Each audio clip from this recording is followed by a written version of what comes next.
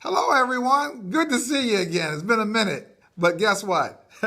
This is National Financial Planning Month, and welcome to the First Genesis of Virginia's YouTube channel. You know who I am. I'm Ken Royce, the president and CEO of First Genesis of Virginia / co-partner of Heritage Financial Partners.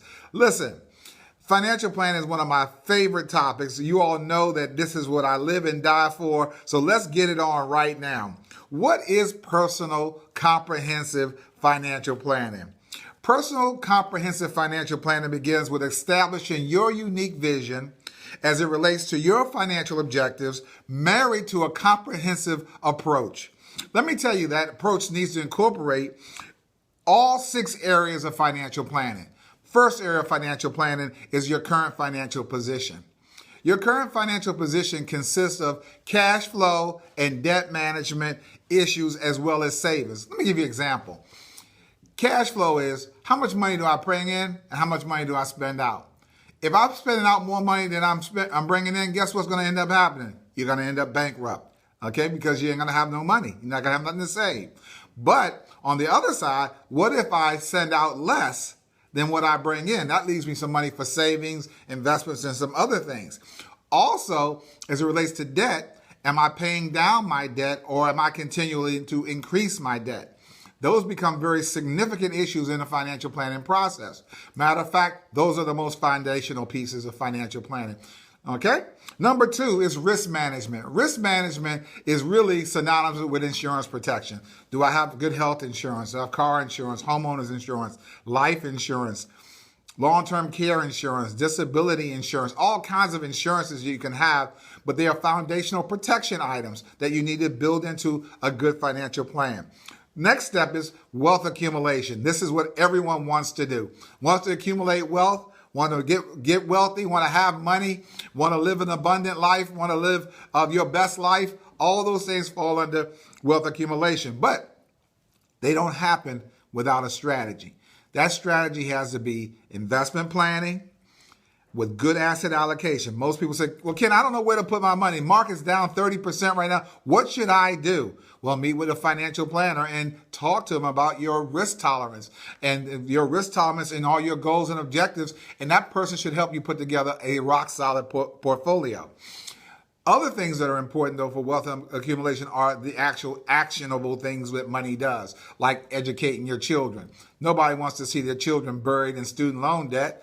And at the same time, once you get rid of those children, you're looking at your second home, your vacation home, or your forever home. I learned that this year from my clients, forever home. That means this is the last one, the big deal, the whopper deal on the house. I'm going to have it. All right. Next one is tax planning strategies. No one wants to pay more taxes than they have to. Matter of fact, it's the law. You're not obligated to pay no more taxes than what you actually owe. So if I have a good tax planning strategy, it should help me do a couple things. 1, avoid paying more than I'm supposed to pay. 2, shelter some money from current taxes that I may have to pay in the future.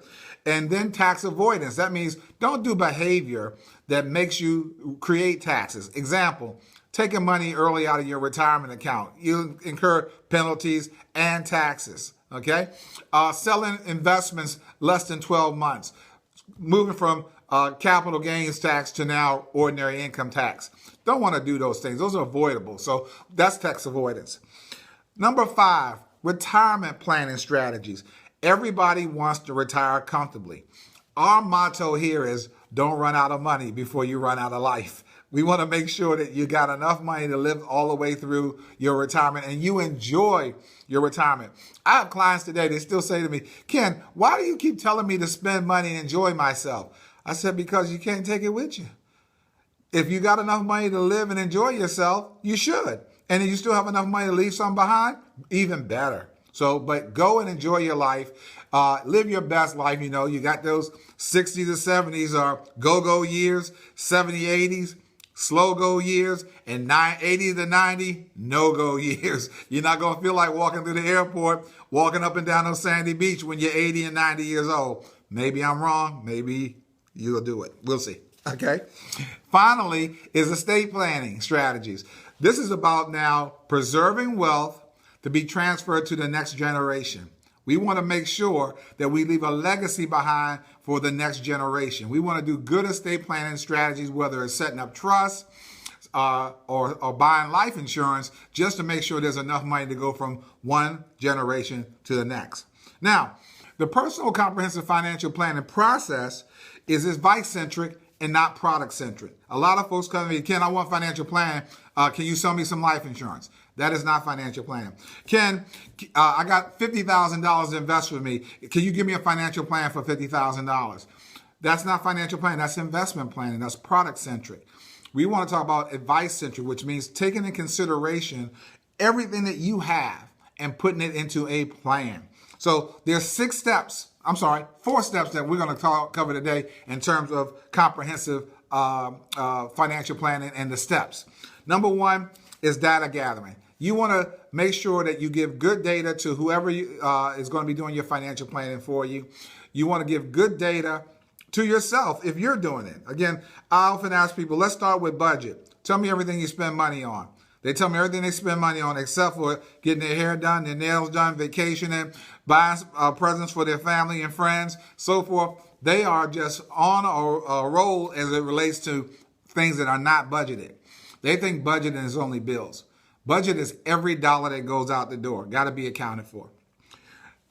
Once the data is gathered, you then got to analyze that data. That's mean looking at everything: retirement accounts, retirement income sources, future inheritances, things like education funding for the children, so forth. You got to do all of that to get the good data analysis done. Once the data has been analyzed, you got to review it, and then there's going to be some recommendations that either you'll make to yourself or you'll hire someone like myself, a financial planner, to make to you. Once you get those recommendations, you got to then prioritize them. What should I do first? What's most important to me that I get done? I had one client said, a must do. I've got to get out of debt. You got to get me out of debt. I need to get out of debt in the next 12 to 24 months. I want to be out of debt. I said, okay, let's get to work on it. When I gave the strategy, she went, ooh, that's a little bit much to swallow, Mr. Royster. I said, then let's back it down a little bit and get to something that we can manage. And we did. And then we worked on the wealth accumulation strategy at the same time. Single, no children, easy to do, just simply changing some habits. So what you want to do is see your finances your own way. How someone else plans for their finances has nothing to do with you. What you do, your game plan is yours and personal to you.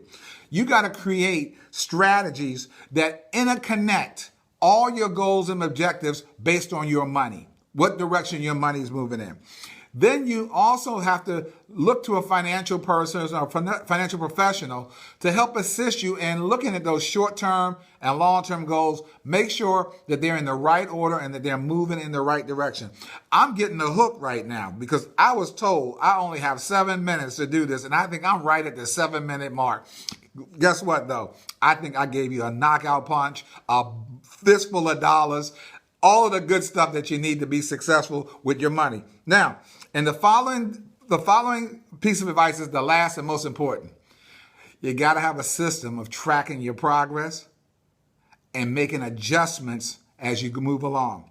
Financial planning is not a panacea. You don't just write it up and it just comes to fruition because you wrote it up. You got to actually track it, monitor, and make adjustments. Things in life happen. People lose jobs. People get married, divorced, have children. All kinds of things happen that can move a plan from one direction to the other. That's why you track, monitor, and adjust, and you have annual updates. Listen, this is Ken Royster, First Genesis of Virginia. Don't forget to like us on Facebook. Hit us up on LinkedIn, YouTube. What else we got? Everything. We on everything. And you go to our website and just give us a message on our website. And do us a big favor.